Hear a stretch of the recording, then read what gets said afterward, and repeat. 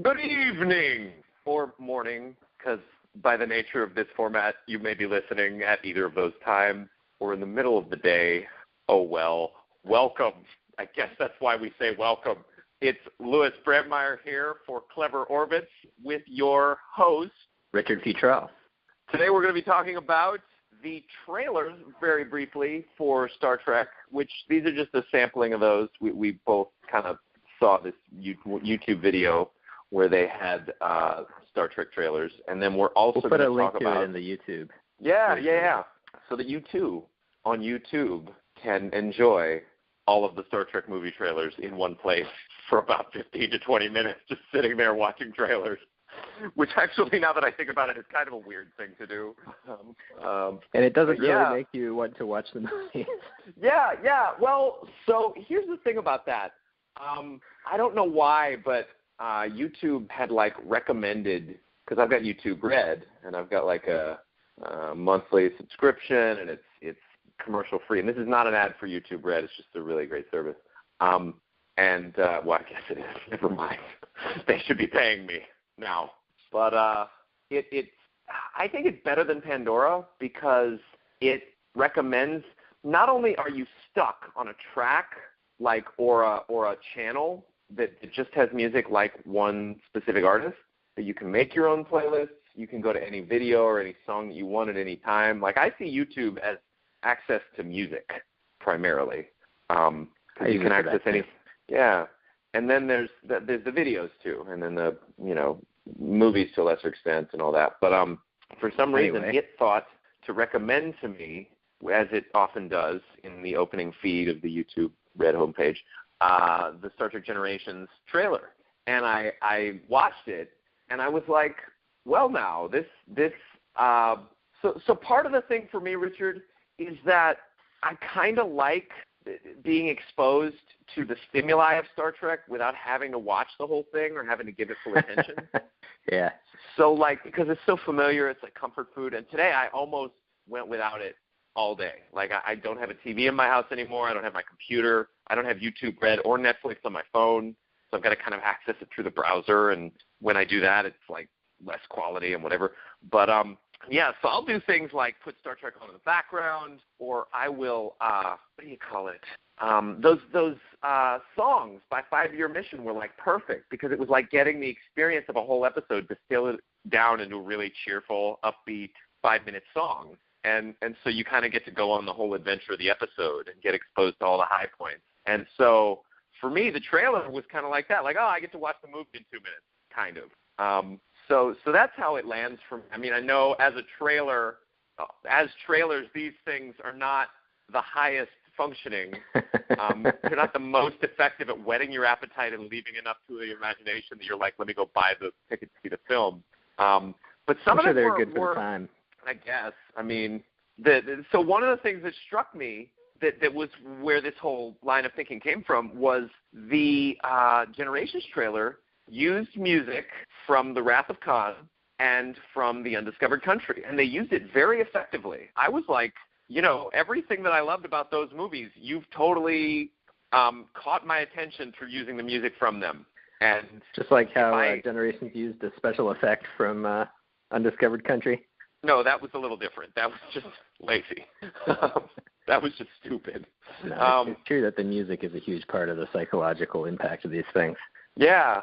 So anyway, that was my 2 cents on the trailers initially. What did you get out of watching them, generally speaking? I thought it was funny. I had to see how much some of the old trailers just pretty much give away everything in the movie. Like the trailer for Search for Spock, you see him stealing the ship. You see the Klingons blow up the ship. It's they're going to find Spock. They don't need to show that. It's going to happen. It's not like there's going to be a movie called The Search for Spock and then they don't find him. So I kind of didn't feel like I had any need to see the movie after that trailer. And then it seems like there's it seems like in the mid-range of those trailers, the late 80s, early 90s ones, there's the ones where they just give you the whole plot pretty much beat for beat. And then the early ones and the late ones are more sort of slapdash, more like actual teasers. Yeah, I mean, the more you get into very late Next Generation films, the more they were kind of alluring, you don't know exactly what's going on. Yeah, exactly. And then the motion picture in the Wrath of Khan stood out to me because and then I could swear I heard some of the motion picture movie music being used in the trailer, and the same with Wrath of Khan. Yeah. So I mean, talk about budgeting. Well, I guess or they were on a low budget, but I thought it was interesting how they were really trying hard to introduce Star Trek to a wider audience, on this giant starship. And and then I swear this was quirky to me. In the Wrath of Khan trailer, they gave you some of the battle scenes, but they used sound effects from Star Wars. I didn't notice that. Yeah, it was like laser fire from Star Wars. And I was like, what? Good. Huh? Like TIE fighters? Why? Yeah, well, not TIE fighters because that's like the roaring scream. But the lasers yeah, you're right. Okay, so the lasers that the TIE fighters use, totally. And so anyway, it was enjoyable. I mean, my experiences going back, right, to my experiences with trailers generally, I remember that First Contact, the trailer for that, came on when I first saw it, 96. I think it was fall 96 or something. I saw it during a DS9 episode in commercials. And I remember I was blown away. I was just like, oh, my God, I have to see that film. And at the end of the trailer, I remember weeping because it was PG-13, and I was not yet 13. Did you get to see it in theaters? Yeah. Or was your mom like, no? Okay. No, my mom brought me. There were some moments that were kind of awkward, like the Data Queen sex scene, and anyway, some adult language, whatever. But that I really love. And then the only really standout trailer experiences after that for me were Into Darkness and Beyond. Insurrection, whatever, Nemesis. I think I was interested in Nemesis, but I don't have any real memories of it. Just the memory of being torn to pieces at the end of the film the first time I saw it when they killed Data. I was just like, well, that took absolutely all the fun out of everything. I mean, and I don't even remember with the new Trek movie. I mean, I remember looking forward to it. And I more remember the experience of watching it, which we should talk. I'll save that for when we actually go through those films. But with Into Darkness, that and Beyond were for me the most well-researched Star Trek films I ever walked into. Into Darkness, I ate up every single bit of news media that wasn't spoiler that I could find, and so the trailers I watched over and over and over and over again. Specifically, there was. Do you remember that one? And I think this was in that lineup that we just watched, the one where it's you don't have an ounce of humility, and then he's they show you the Vengeance. They show you that scene where it's Enterprise up against Vengeance. Yeah. And Kirk's all uncertain of himself, and they've got kind of this gloomy music, Yeah. Shall we begin? Yes, which I don't think there were a lot of lines. There were a lot of lines that Benedict Cumberbatch uses in those trailers that never got into the film, which is, I think that wasn't in the film. Shall we begin was, but the other one was, says, these are your last moments of peace, something like that. Like enjoy your last moments of peace. And he never said that. Which incidentally, I think he made a pretty good Khan, but a very different Khan. Anyway, we can talk about that at a different time. And then Beyond was just, I don't know, maybe it was the quality of the movie. Maybe it's because it's the best Kelvin Timeline Trek film, in my estimation, that the stuff you got to see in the trailers was just, you were just like, yeah, I want to see that. All these happy-go-lucky moments. Anyway, what do you think? What were your experiences with actual trailers in temporal context? Oh, you mean real life? Mm-hmm. I mean, the big one that stands out in my memory is the first time I saw the trailer for Star Trek 2009. And it wasn't the trailer that was in that YouTube video. It was the one that starts off with a road chase and a cyber cop or something, and then the cop chases the kid and catches the kid, and the kid's like, right, my name is James Tiberius Kirk or whatever. Yeah, that was a good moment because I don't remember if I knew about the movie at the time or not, but I didn't know much about it, and so it was very exciting to see that. And just watching this YouTube video now, the transition in style between Nemesis and Star Trek 2009 is really pretty incredible. It's like you're going from a early 2000s action movie with, the voiceover man talking to just nonstop, like really hype sort of Hans Zimmer style music and action, and screaming, and killing, and falling. It's just really pretty incredible. Yeah, they are two distinctly different film series. This was actually, for lack of a better non-pun word, it was mirrored on Black Mirror when there's a change of skins. On computers you have different skins, right? Yeah.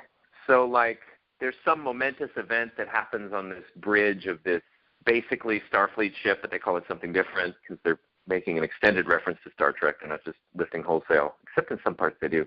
But the ship goes from, like, TOS style, crazy button, lots of bright colors, to suddenly it's Kelvin timeline. It's like everything's white and, like, a little bit Apple Store colored, like slight soft white blues with lens flares. And for me, it was like, it's one of those things that you'd only really notice if you were a fan of Star Trek, like the transition. And so I was like, I really appreciate them for doing this, which incidentally, to anybody who hasn't seen it yet, our first podcast on Black Mirror is up on the USS Callister, the Star Trek homage, that's what I'm calling it, episode from the beginning of season 4. It was really entertaining. It was really fun. I couldn't wait for anybody else to get on the phone line with me or to see it. So I just did a video, and that should be fun for you guys to watch. But yeah. So I guess. Oh, one last thing about trailers is I guess this is worth 20 minutes. We got a good 40 to talk about Dark Frontier. But and you tell me what you thought of this trailer. But I felt both gypped and also very excited. So there was a ways before the 2009 film came out, it was like a teaser. It wasn't a full trailer. It was like, and I expected a full trailer. I expected to see scenes from the film. I was like, this will be so cool. I'll get to learn things. And it's Leonard Nimoy saying space, the final frontier, and reading off the whole, captain's oath or whatever. And then you get these visuals of welders and shit, like building the Enterprise. Oh, I think I remember this. Yeah, and then it goes dark. And it says, like, coming 2009 or something. And, I remember watching that with Tracy, my girlfriend at the time. And, like, it's a really well-done, elegant way of expressing the new Star Trek film coming out. But it also wasn't what I was expecting. So it's all about the hype. Yeah. I think as Trek fans, we don't need much. We really don't. We generate our own hype. So yeah, I've been talking a lot. We're gonna move into Star Trek Voyager, season 5 episode called Dark Frontier, 2-parter, made-for-TV movie, very enjoyable when it first came out, because UPN, because it still existed back then, had these events where they would show you 2 episodes at once, like Flesh and Blood in season 7, the series finale at the end of Voyager. Broken Bow. So this one was never split? This one was split for syndication, but when it was first aired, it was all 1 episode. So. All right, because when I was watching it on Netflix, it was just one long thing, and I was waiting for the break and for the intros so I could get lunch, and I was pretty hungry, but it never came. Sorry. Guess I should have warned you. It's okay. I made it through. But my notes may be tinged with hunger. Yeah. So all about you, man, for a little bit. But what did you think? What did you like?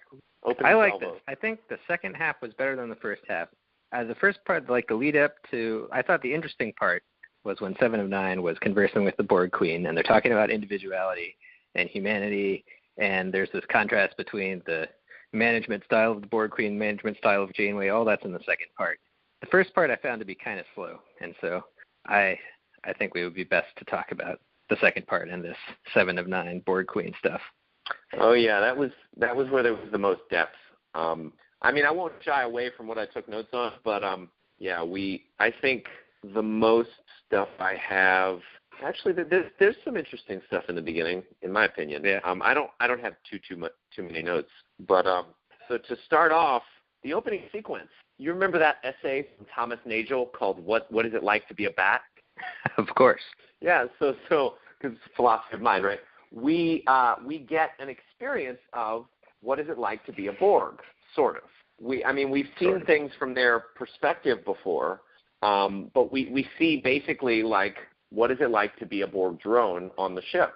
And this led me to a really interesting question, because what we see is basically silence, but consciousness. Like, they could have chosen to portray some kind of internal monologue for the Borg, but apparently the individual Borg doesn't use thought to mediate their behavior in relationship to the voice of the collective. They hear the voice of the collective, and all of this is an assumption, right? This is an interpretation. I don't know that it was meant to be more than just a visual feed from inside a Borg drone's eyepiece or whatever. But I feel like the collective voice, it must be one per vessel, right? And then it must somehow sync up with the Queen and the larger collective, and that's part of why they have to have transwarp, because in order for a collective of this size to exist and to be coordinated, the transmissions of information and command, etc., have to be basically instantaneous. So like that would be interesting to see, like how they existed before transwarp, or like I want to see the architecture for their software, and then how it all works together, because it must be some kind of artificial intelligence program that constitutes the algorithms and the procedures of the collective itself. Yeah. And that gets implemented in some robust but not necessarily comprehensive way for each drone. And then the drones are kind of ordered around by the voice of the collective, or maybe apportioned out based on resource allocation. But then the question for me emerges, which is, why are individual drones even necessary? Like, well, they stitch them together into a big wall of bodies. Because that would be horrifying. Because you can't do that on network TV. No, that's not what I'm saying. What I mean is, like, there's a certain limited utility and point of diminishing returns in having autonomous, individuated parts. And I feel like the cubes are more or less, I don't know, I guess they're just there for the maintenance stuff that requires finely tuned instrumentation and coordination. It just strikes me that it's a liability. It's more of a liability than anything else to have these parts that could break down. They're more – anyway, go ahead. I think I don't have much evidence for this, but I think the reason they keep the drones around is that they use their brains as the substrate for their computation. Oh, right. Which, as an information processor, a biological brain is more efficient per, kilowatt hour than any computer for certain tasks. This is like 3 or 4 weeks ago we distinguished this around drone. You're right. We probably, interesting. So it's an artificial intelligence program that harnesses the brain power of everybody, and also exists on each brain. I guess that makes sense then. Or it uses different brains in the same way that, your computer has multiple cores, and some processes happen on one core and some happen on another. And the Borg voice is, I think, an interesting distinction that this episode makes is in the scene where 7 of 9 is there with the Borg Queen and Janeway is there. Janeway says, "I order you to come with me."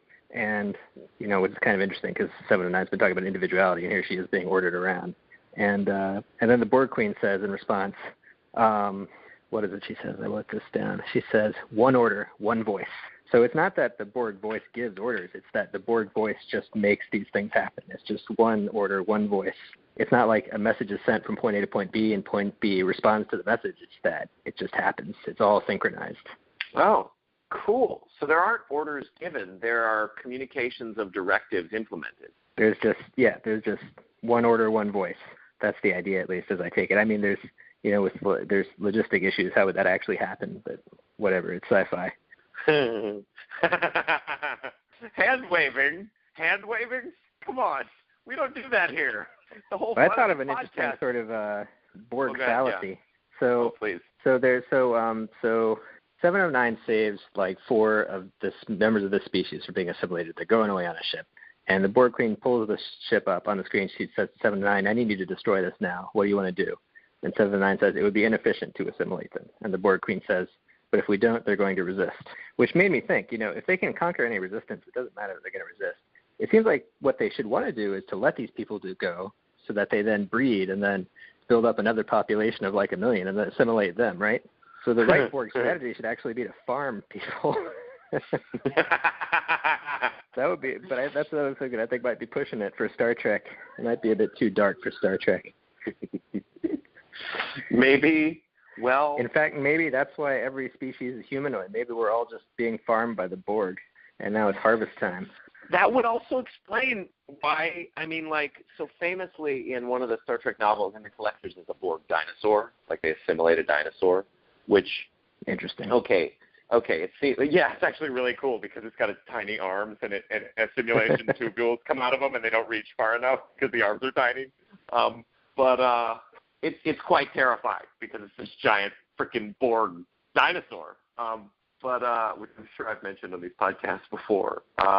In any case, it does provide explanation for why primarily in the standard canon fiction version of the Borg, they only seem to assimilate humanoids, because if we're processors, and that we don't want anything less than that for processing power. We've got the most robust processing power.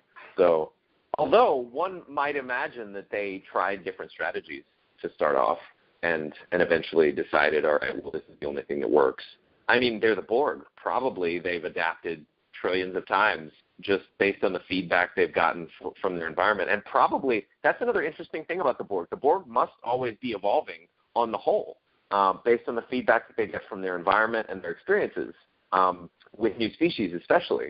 So, which may even explain why they need to add technological and biological distinctiveness in their pursuit of perfection, because their pursuit of perfection, their understanding of what that looks like, and their implementation of that is going to always be guided by the feedback that they get from new experiences.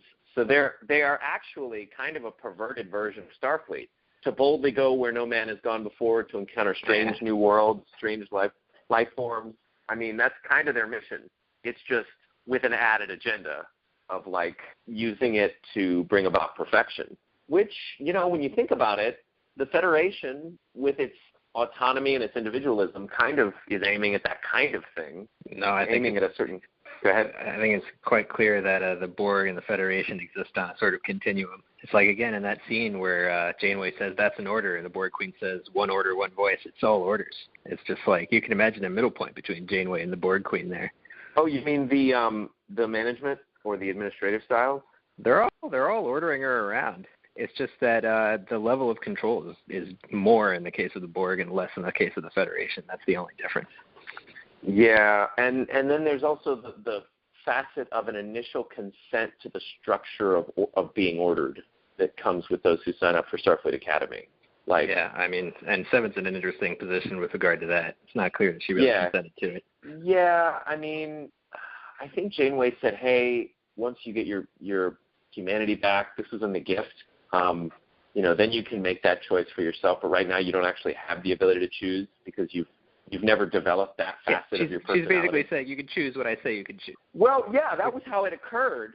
But I think she was, of course, I agree, she was biased. She wants Seven on her crew. She wants to save Seven, this noble feeling for her. But I do think there was some measure of hey, if it's really your choice, if you actually legitimately choose this, I think I'd be okay with it.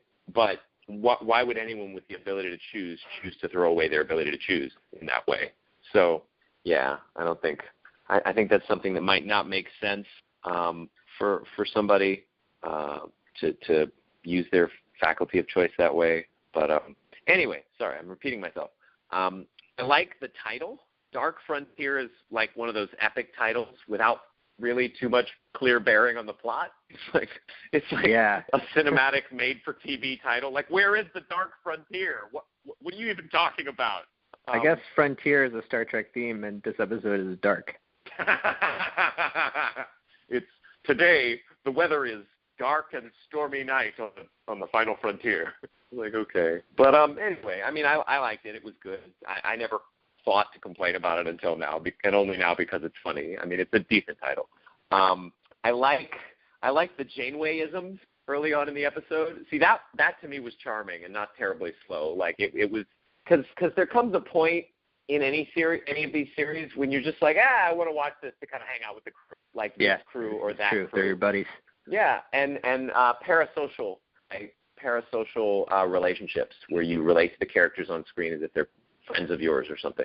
And of course, everybody hates Neelix. No one really wants to be around Neelix. I can't imagine a human wanting to be around. Anyway, I'm kidding. He's fine. Eventually, he was okay for some reason in season 3. Something redeemed him. We'll get to that when we do Voyager. But she says this is no time for protocol with her finger wag, and I was just like, that is such a Janeway kind of thing to do. Like, I can't imagine any of the other captains doing that and it playing, wagging her finger like that, and then playing with her comm badge. Like, yeah. So Chakotay says, I know you're about to drop something big on us because you're playing with your comm badge. Has she done that before, though? Is that a recognized tick? I've never noticed it before. I mean, I'd have to go back and rewatch everything up until now to pay attention to it. That might be good. Rewatching all of Voyager just to see that one little tick. I mean, you want to know the answer, right? I do, but I'm not gonna do that now. I'll pay attention when we are rewatching Voyager. Which is funny because all the best episodes about the Borg we'll have to leave out because we've seen them already. That's the one issue with the way that we're doing this, Richard. Is like we're gonna have a lot of dark streaks of bloody useless episodes. I'm just gonna be like, I'm sorry, we've got to get through this. But I mean, I listen for the gold wherever I go. So there's always this is a distinction I want to have on this podcast. Is like, if we're gonna watch it, it's worth watching.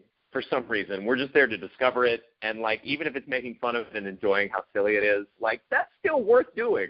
So, which makes the episode worth it. I mean, anyway, the Borg for me, this episode was when the Borg became the Klingons of Voyager. Like there are so many appearances, and it's so frequent. I mean, I haven't done a numbers comparison about how often the Klingons appeared on the original series, but like the feeling sense that I got from this episode was just kind of like, all right, well, the Borg are there again, and now it's a tiny scout ship with almost no drones on it. Yeah, and they blow it up with one torpedo. One torpedo, well placed, yeah. And it's just kind of like, okay.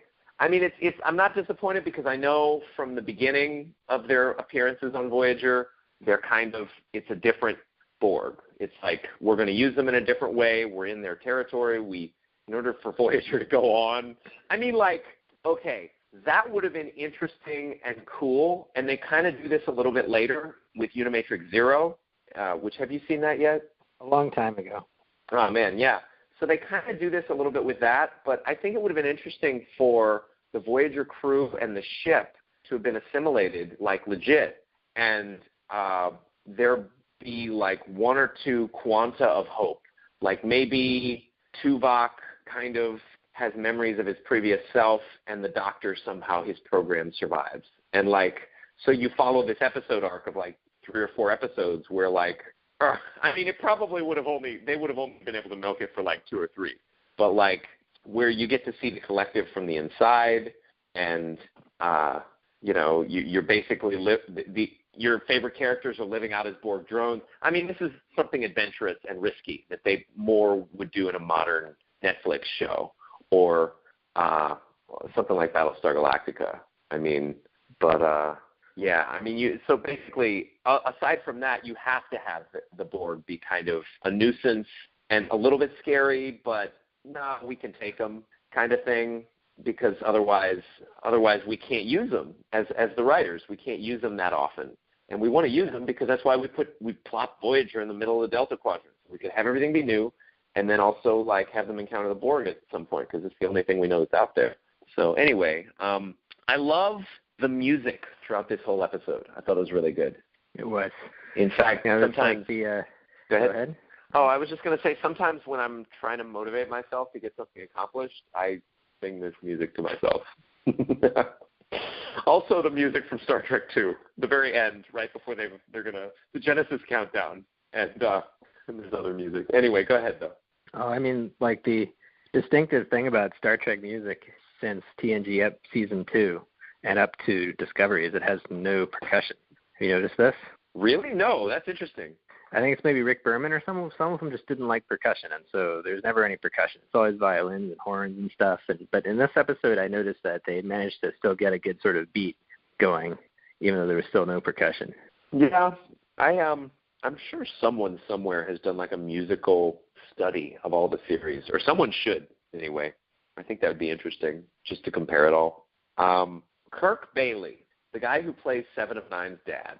When I was growing up in the 90s, he was a blue, like he had a bunch of sunscreen, like blue sunscreened, floppy hat wearing camp counselor on a Nickelodeon show called Camp Anwana. Did you ever see this? You know what I'm talking about?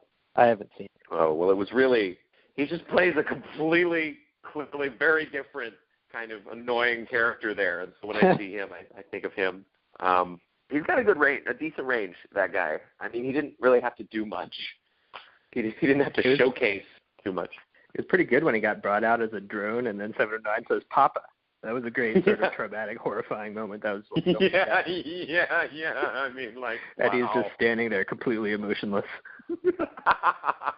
Yeah, and then later on when they're like leaving and the Queen sends those drones towards Janeway. Yeah. Oh, by the way, I experienced that as like a game of red light, green light. Yeah. Because she would like send them towards her, and then she would stop them, and then she would send them towards her, and then she would stop them, and so that was a thing.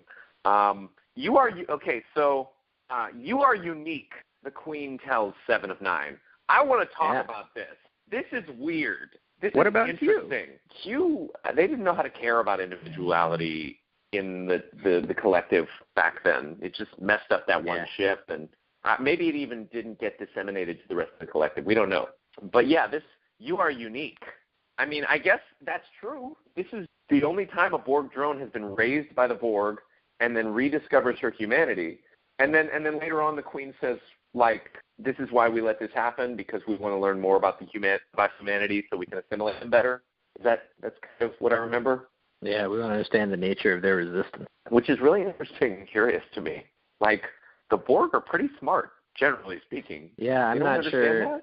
I'm not sure what she really had. Yeah, plus, like dealing with individuality, this is their forte. This is the thing they should be good at. They shouldn't be any curveballs there for them. What I found really cool, though, was the part where 7 of 9 says, "I'm an individual," and the Borg Queen says, "You just keep repeating that. You're like an automaton." Yeah. And then I really feel like these interactions sort of raise the question of what does it actually mean to be an individual? Maybe it doesn't actually mean much, or maybe it's just a continuum with what the Borg are. Yeah, what is 7's individuality? Like everyone else. It's a bunch of memes she picked up from Voyager, basically. Yep.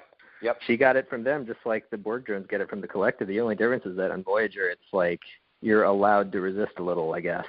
Well, I think with individuality, there's a dialectic between the nature of your unique expression and resistance to mimetic overlay or coding, mimetic coding, whereas with the Borg, it's just straight up, stark, no questions asked, implementation of exactly. memes. And also with us individually, like, let's say you're a Borg drone. You get, and this kind of goes into the situation with what they call Bill, when Bill gets dismantled. Like, the individual means nothing, and that particular Borg drone was so badly damaged that it was like a resource. So they just dismantled him, and he died, basically, and it didn't matter. So, like, everything in the collective has a use value, plays a useful part in forwarding the agenda or the intention or the objectives of collective. And every action, every moment in the life of every drone has to subserve that, whether it's regenerating so that it can be a better part, which, incidentally, this kind of the collective thing shows up for me just now as a really great metaphor for, like, capitalism. I mean, oh, yeah? You are kind of, when you're at work anyway, you are supposed to be an efficient and effective cog and implementation of the objectives of your organization.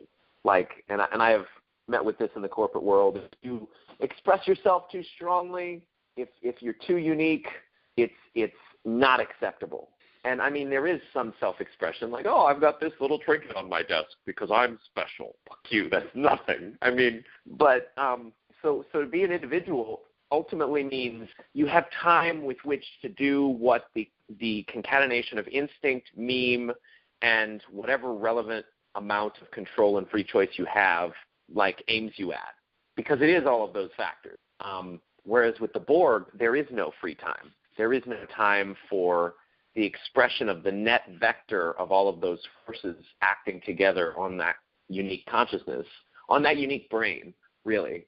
So the brain, I mean, to be an individual means to be able to some non-trivial, relevant extent, act for some period of time without, and this is actually making it really, really thin, by the way. This is just like the first step into a full, robust expression of individuality. But like, for some amount of time, you're taking actions or you're making decisions without being powerfully, immediately, and palpably externally pressured or influenced.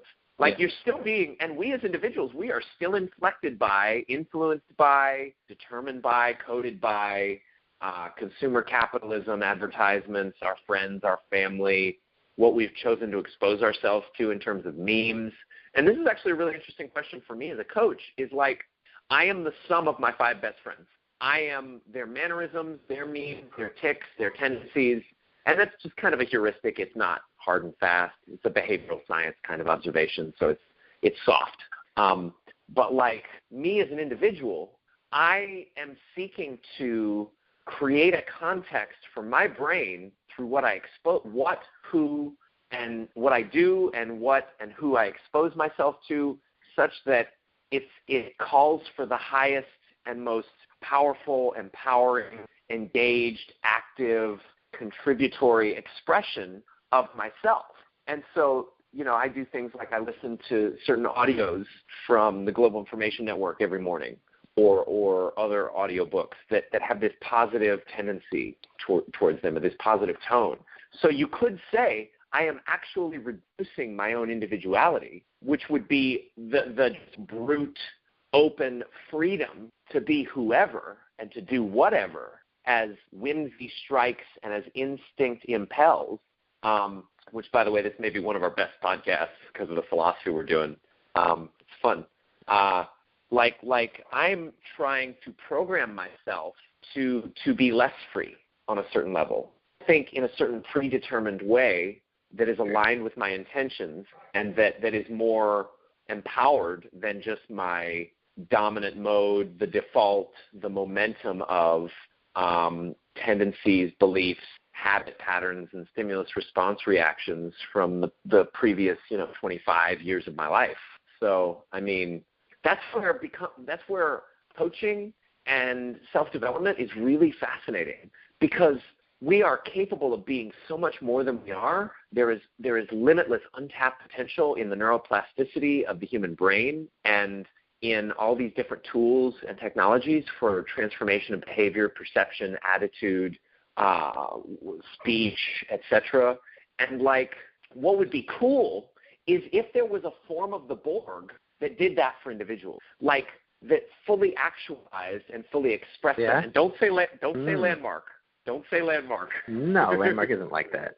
It's a joke. It's a joke, because there are facets of it that are kind of interesting. You know, they do focus a lot on getting rid of resistance. Right. I've even heard the joke "resistance is futile" tossed around. No. There's a weird contradiction in that it seems like in some ways self-actualizing and reaching your individual potential involves emptying yourself of the things that make you autonomous. And I think that this episode kind of gets at this in this weird dialectic where the Borg Queen is basically saying that there is no individuality. You know, you're just, Voyager's a set of memes, we're a set of memes, it's all the same. And somehow the episode's saying, no, I'm not sure exactly what its thesis is. Yeah, I think, so she might be arguing what I was just arguing as a like, alternative expression for the Borg, which is she may believe that those who are part of her organization, collective, whatever, are actually fully expressing their potential. And they're certainly serving a higher goal. Yeah, what's tricky about that is, like, there's all these different directions that individuals can go when left to themselves and just their upbringing, their the means they've been exposed to, etc. Whereas with the Borg, the assumption is, all right, well, your brain and your body are being put to the maximum effective use. Like, there's no downtime for you. There's no wasted energy. I mean, well, that's what didn't Aristotle say? Happiness is using your full powers along lines of excellence. Yeah, happiness is an activity, right? Something like that. Sounds like the Borg must be very happy. Well, I mean, according to Aristotle, who knows if he was right? I don't think he was right necessarily. To some extent, maybe. There's another quote that I'm reminded of by Aleister Crowley about the joy of life. He talks about it being I'll have to find it, and I'll find it before the end of the podcast. But, I think that the Borg are measuring in a more objective way about potential. I mean, for them, it's just, what do you call it, kilocalories and quants and joules of energy in the brain, like as if we are a known chemical or physical compound that needs to be put to some effective use. I think they're talking past each other, like the Borg and cultures that are not the collective, because the Borg are kind of maybe just assuming that it's better for every moment of every individual's life to be used for some effective, objective purpose rather than to be left to their own devices and multiple intentions and chaos. Crowley did talk about that in Book 4. Most people have no real will, only a set of wishes and whims that leave them ataxic. These wills and these wishes, they contradict each other, and nothing great is ever accomplished, which, arguably that's kind of wrong because people do have careers and they do accomplish large goals in their lives, but lots of people don't. And so the lots of people who don't, maybe that's what the Borg is trying to redeem or to help. Well, I don't think they want to help jack shit. I think they want to do what they want. But, do you see what I'm saying? Maybe they have different definitions of potential and actualization. Yeah. Well, their values are sort of incommensurable with this more primitive organism. I like your speech pattern there. So from the Confessions of Aleister Crowley, an autohagiography, which is funny, the joy of life consists in the exercise of one's energies, continual growth, constant change, the enjoyment of every new experience. To stop means simply to die. The eternal mistake of mankind is to set up an attainable ideal, which that's exactly what the Borg do. So we've got a really great counterpoint from Crowley. They set up an unattainable ideal, though. They've got only one ideal, though. I think implied in what he says is to set up one ideal versus, well, no, he was all about true will and having one sort of vocation in your life, too. So, I mean, perfection is the ultimate unattainable ideal, right? It's the kind of thing it's inexhaustible. Yeah. I still want a good look at what they mean by perfection. Like, the pursuit of perfection is itself perfection because it's at least trying. It's total. I mean, it's like total control, I think, of everything. Oh, yeah. We had talked about this with Omega Directive. Yeah. I like the part where after they'd assimilated those people, the Queen says to Seven, "Can't you feel their distinctiveness now?" It's like they're getting a high off of a drug. Oh, yeah, it's such distinctiveness. Yeah, that's, well, one imagines that Voyager had that experience anytime it absorbed something, right? It's just a new energy information pattern that gets added to their robust model of the universe, basically. I mean, that's a thing. I got some more notes. Let's see. I don't recall them finding stuff on the Raven. I recall them, finding stuff about it or from it on their own databases, but not on it. And Janeway says, hey, that stuff you found on the USS Raven? That's wrong. I guess we just didn't see that. Maybe. I guess it's possible that they very quickly, in some background scene. I'll just go with that. That's legitimate. That's possible. Implied in the whole Voyager is my collective speech is the notion that the full expression of an individual's freedom. This is actually really interesting and kind of gives an answer to our whole question of collective versus individual, and is it just a set of memes? I mean, So the distinction then is, and it's implied in the whole Voyager is my collective, which 7 says speech, is the notion that the full expression of an individual's freedom is in giving themselves to a group that they have freely chosen that matters to them uniquely. So it's kind of the diametric opposite of what the Borg do to people. Like, the Borg's needs take root after they've taken away your ability to have, I mean, basically, generally speaking, they've taken away your ability to freely choose to be with them or not. And then we get some of this in First Contact where the Queen would prefer for people, like Picard, you wanted me to give yourself to you freely. You wanted me to be a counterpart to you. Like, of course, they don't want resistance ultimately, and that's why they're trying to understand the resistance of the humans. They want to peaceably invite and incorporate. I mean, I don't think that peaceable is high on their list of priorities, but like, if they can make it happen without having resistance, that's what they want. So one might imagine in the background, they've got all these programs running or all these calculations going for how to invite people into the collective. Consider that. Like, maybe they could buy some YouTube ads. Join the Borg. Get ultimate unlimited connection. Never worry about your sexual pleasure-giving powers again. Do you feel lonely and anxious? Do you feel like you'd like to be part of something bigger? Do you really find yourself annoyed and having to make decisions for yourself? You know, I think if they had good PR, they could bring in a lot of people willingly. Yeah, I mean, because honestly, what's fascinating about the Borg, they are the answer to a lot of the issues that are endemic to being an individual. Like, you get lonely because you're an isolated, solipsistic, narcissistic consciousness.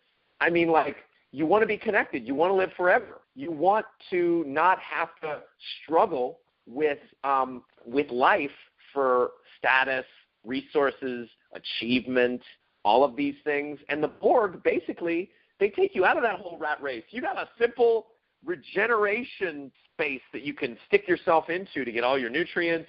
Your survival is not an issue. Your well-being is not a question because there's no swirl of memes continually and pre-programming you to figure out to believe that you need this kind of car and this kind of house and to pursue this kind of relationship with this kind of person. There's only one meme. One voice. One order. One order, one voice. That should be the end of the commercial. Man, this is so cool. This may be one of the coolest conversations I've ever had about Star Trek. So yeah, the Borg were really cool. I really like them. I think it's strange. Why did they not all? So okay, when they're on the mission to steal the transwarp coil, they have pattern enhancers, transport pattern enhancers that they set up around the coil, and then the coil gets beamed up. And I mean, I'm already thinking of an answer to this question, but like, why didn't they just extend the pattern enhancers out a little bit further and all stand in between them and beam out? Why did they have another beam out point? Maybe it doesn't. Maybe you can't. Maybe the radius is very small that it can operate with. Maybe, or maybe they trusted the transporters to transport inorganic matter, but organic matter is just not. It's too sensitive and too specific for them to want to chance it or something. Yeah, maybe. Maybe. Yeah. That's a thing. Then the flashes in the sphere are interesting. Like as you're walking along, there are these flashes of light. Did you notice that? Yeah, I thought it was because it was damaged. Oh, that might be. Probably. I guess. I kind of was thinking maybe it was something that happens in Borg ships normally, but I guess we don't see it on any other Borg ship at any other time, really, do we? Not that I recall. The idea of a unique Borg is really interesting to me. Just to go back and orbit it a little bit further, the idea of Seven being allowed to retain her individuality amidst the collective, that's really strange. And really interesting and really diplomatic for the Borg. Yeah, it makes me wonder if maybe the point of the Borg Queen is the Queen is basically like the protocol that they use to talk to dignitaries when they need to be diplomatic. Hence them being called a queen. Yeah. Yeah. And the Hansons say some silliness about how the point of the Queen is to coordinate the drone. It doesn't even make any sense. I have no idea what they're saying, so it's not bad. Yeah, well, just because the Hansons did all that research and spent all that time doesn't mean that any of their conclusions have any meaningful impact on what the Borg actually are. Yeah, and I mean, yeah, they could have been wrong about a lot. They got assimilated. Clearly, they were wrong about a lot. Overconfident. But so I thought, yeah, so there's this whole weirdness about, like, why don't the Borg do that more often? And what's available if they were to choose to just have cadres of individuals who they didn't assimilate, but who were kind of associated with them and plug-inable to the alcove and, like, but still had autonomy to some relevant extent. I mean, it seems like it might allow them to spread more easily because they wouldn't have to spend so much energy exerting total control. Yeah. So that's another, like, assimilation strategy. Potentially. I mean, that would be interesting. That would pretty much make them into the Federation, but yeah. yeah, they're no longer interesting, I guess, at that point. Yeah, for some reason they've doubled down on having total control of everyone they interact with, basically. But that is a point where they're sort of not acting rationally. Oh, really? In needing total control? Yeah, because I think that by having partial control, they could probably extend their reach much more effectively. Huh. And then eventually they could get total control, but I mean, they're operating on huge timescales anyway. Yeah. Which one wonders. There are all these really cool assimilation strategies, like you put something in the genetic code. I mean, this goes a little further and deeper than your farming people idea. Like, you seek out life that is just forming. You, like, pre-program them genetically by messing with their DNA early enough in their development to where they all look at the Borg as, like, the apocalyptic religious end of their existence. Like, being assimilated is the whole point of my existence. And this big cube in the sky, that is God coming to get me and I guess bring they me wouldn't home. want to do that, though, because they want distinctiveness. And if the people that they're assimilating are people that they engineered themselves, they're not getting any of that awesome distinctiveness out of it that makes them high. Well, the question then becomes how distinct and what is the exact and precise nature of that distinctiveness? Because, like, they didn't want the human species so much in first contact as they had developed by the 23rd, 24th century, so much that they, like they didn't need that specific distinctiveness. They just needed the human species, which is why they were able to go back and assimilate in the past. So, like, what is a sufficiently robust level of distinctiveness or uniqueness is maybe even a word to put in there, enough for them to be valuable to the Borg.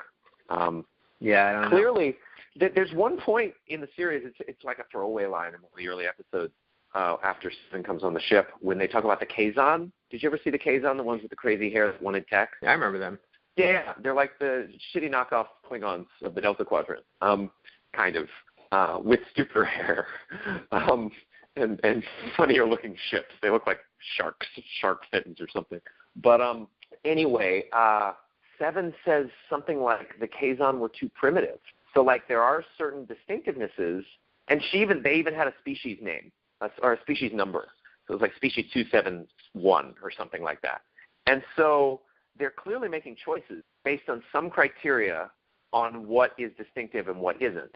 And if it's total control, to leave some species out is no longer total control. Yeah. Does that make sense? So. Yeah, that is kind of weird. I mean, maybe eventually they have some sort of strategy for, like, just annihilating species that aren't part of their massive thing. Like, oh, it's so primitive, we don't need it now. It won't help us to move forward. It'll detract from us moving forward, and we can just eliminate it later. But then, kind of like how people who go on the ship, even if those people have clearly hostile intent. Well, until that hostile intent is clearly established and telegraphed within that context.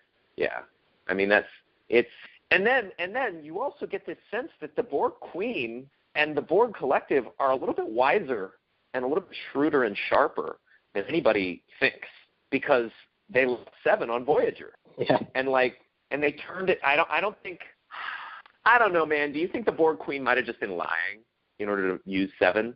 Because it seems possible, like but it's not really they couldn't in have character gotten for to the her. Borg to lie. I feel like for the Borg, what's more in character is that they're so overwhelmingly powerful that they don't need to lie. Yeah. I just think it's weird, that mission that Seven was sent on to, like, understand humanity, and that eventually will incorporate you.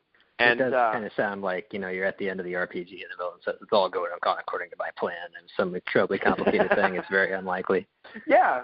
I mean, so anyway, either that was a post-haste decision on the part of the collective when they couldn't get the drone back, and maybe there is a kind of esprit de corps to some extent among the collective. Like, if we've gone to the effort to refine biological matter in the form of an individual into a drone, that drone is a useful piece of machinery. We don't just want to throw it away unless there's significant reason to, like with Bill. With Bill, the drone was messed up enough to where it was more of a resource drain not to. Now, if you've configured a drone and you just happen to have lost it, it's just on a ship and it's a little far away, like, well, we kind of want that one back. So, I mean, like, that thing was really useful. It was exposed to all the protocols for our unit complex. Man, remember her? We really got a lot of use value out of her. We really need her back.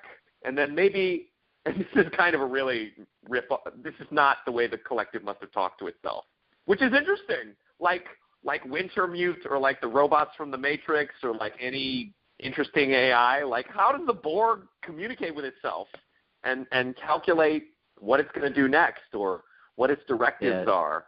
It must be through something that's much higher bandwidth than human language. Yeah, which I also noticed in this episode, the Borg font, or their alphanumeric code thing, and then their control panels are really beautiful and interesting. I mean, that would be, yeah. They, and you can find it online. It's a font. When you find it online, it's easily translatable into English characters, which I don't think would be so with the real font. But I used it in one of my prose poems a couple of years back in 2012, because I do these things at the end of the year where, like, I write a bunch of stuff and I collect all my journal entries, and then I was using the font of the Borg, and it's these little circles with pieces cut out, like technological looking pieces of the font cut out, or of the circle. And so, I don't know, it just looks really cool. It was really well done. I really liked it. The idea of an individual Borg having to consult a font, though, and to read something, that's weird. That doesn't seem reasonable. It seems like instantaneous transmission of information. Yeah, they shouldn't need to read. In fact, that whole scene where you're following that one Borg's perspective, and then the camera separates off from him, and then he has to look on a screen where he sees Voyager, and then Voyager crew talking to him. Yeah. It's questionable. Yeah. But it's too elaborate to just be a visual conceit. Like, maybe it was adapting to interaction with that culture, but then we never get an individual Borg on the screen when they're interacting with Starfleet or another species. You never get, like, one Borg talking, or one Borg drone standing there silent with the Borg collective voice behind him. Like, here's your token representative of the Borg. This one dead guy standing, this one zombie. So, I mean, I don't know. I get that it was a visual conceit. The writers didn't think that through too carefully, I guess. I think, Richard, we may have a more robust, intricate, and interesting concept of what the Borg actually are than the writers themselves did. I think it's possible. I think it's always a good position to be in. I think it's fairly likely. I think we could actually write the book. As I said, I'm probably going to write the book on the Borg at some point. But the Queen must always be assembled. That's interesting. So we get the assembling of the Borg Queen in First Contact, and then we see her assembled here too, except she's played by a slightly different actress. And so we get a different voice sound. But the idea of, like, a Queen protocol, that she's actualizable under certain circumstances and not just to seduce Data. I mean, like, because clearly she must have a purpose that's beyond that. I think it's along the lines of what you said. Yeah. I mean, I think it is kind of what you're saying. Like, it's something that happens in order for the Borg to interface with other species in a more meaningful way than they're usually capable of, which is why she's latent in the collective and she's not always actual. Right. And probably Locutus is another protocol for, like, people that they respect less. Yeah. Man, that really makes me want to read, like, anyway, I'll leave that comment off. This is really funny. The sensor logs right? You remember when Janeway's looking at the sensor logs and then Naomi Wildman comes in with her little plan? Remember? Oh, where it's like, I don't remember what she's looking at. It's like wavy lines with numbers. Yeah. Next Oh, to yeah. them. Yeah, it's some star map. Two-dimensional thinking. Well, it's so the sensor logs and the analysis of that data that Janeway's doing, that's kind of what I imagine your life to be like. Sometimes. Sorry. Sometimes it's like sorry. I'm sorry. I'm not trying to be mean. I just thought it was funny. It was good. No, I like it. Let's see. Naomi Wildman is awesome. I think she was a great presence in the episode. I thought that actress was well done. I mean, she's appeared in this season before, but we of course didn't watch those episodes. So like, it's really cool to have a kid on the ship and a kid experiencing Seven and sort of being the face of Voyager and its care and concern for Seven. And she's got a really weird kind of life cycle though. Like, she grows up pretty quickly. I guess she's pretty much always like 8 years old or however old she is here for the next like 3 or 4 years. But she was like a baby in season 2. She's born in the episode called Deadlock. And so she's like, she grows like a normal kid. And then by season 5, she's like a young adult. Because that's what they need on Voyager. Otherwise, you just have this really stupid little child who can't make meaningful dialogue with the other characters. Let's see. The Diamond, Sphere, Oval, Cube, and Unicomplex. Dude, the Unicomplex was cool. It was pretty cool. It was pretty cool. I mean, just the architecture, the geometry of it, and then going with this whole Borg geometric thing. I still don't know why. I guess a cube makes sense from like a resource allocation perspective. But then when you think about it, if a cube makes sense, why does a sphere or a diamond make sense? I mean, like, a diamond, I guess, okay, it's sufficiently similar to a cube for like resources to be allocated in a very linear way. But a sphere, though, a sphere is very like spherical. Well, it has minimal surface area. Oh, interesting. That might have to do something with like transwarp and kind of transwarp dynamics. And time travel. Oh, yeah. Maybe the spheres were just designed for time travel, and the Borg is constantly time traveling. Kind of scary and interesting. The different transporter effects were something that I noticed. I've been watching Voyager since 1994, and for the first time I was like, oh, their transporter effect is kind of cool. Like pulse in the middle of an organization of matter, and like it's got the different colors. And then I had a question, which was, how can the Queen distinguish and detect the presence of a hologram? Did she? I think she did. I thought she did. Actually, I've seen this episode many times, but I was kind of falling asleep at that point, so I don't really remember. She's the Borg Queen. She's not seeing with eyes. She's seeing with all kinds of senses. Oh, yeah, that's true. And then finally, to round it out, at the end of the episode, I like how we kind of got the Nebula reward. You know, the very last scene, you get this really pretty nebula. Voyager flying into the nebula. It's like, all right, we finished flying off into the sunset. That's good, the nebula reward. That's what you get at the end of these episodes. You get them spending money on CGI.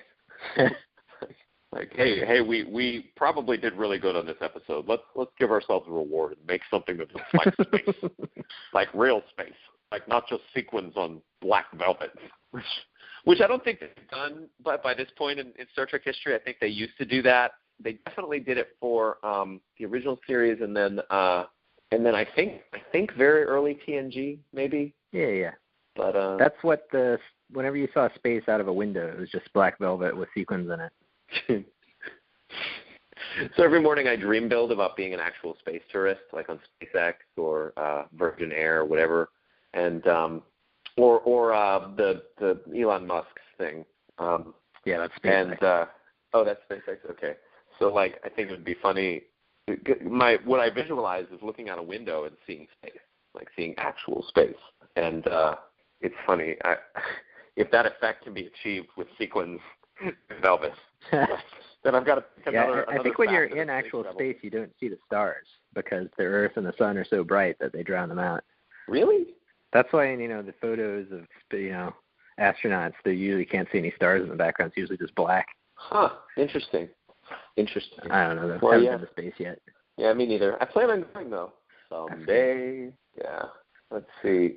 So I give this episode an A. It's a solid, right down the middle. I think I didn't really find much to contend with that you would question, like stuff that you'd change or fix. As you said, the first half was kind of slow, I guess you thought, but to me it was like decent pacing for a Borg episode, for a Voyager episode. Like, hey, we're going to hang out with the crew for a while. They're going to make their little fearful kinds of comments and stuff, like no sick bay should be without one. You remember with that Borg arm? Yeah. And how excited the better doctor safe got, than yeah. assimilated. Ooh.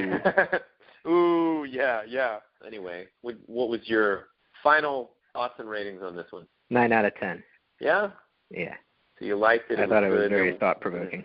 Oh, yeah, it was. In fact, I'd say this is in the top tier of thought-provoking Star Trek episodes, surprisingly.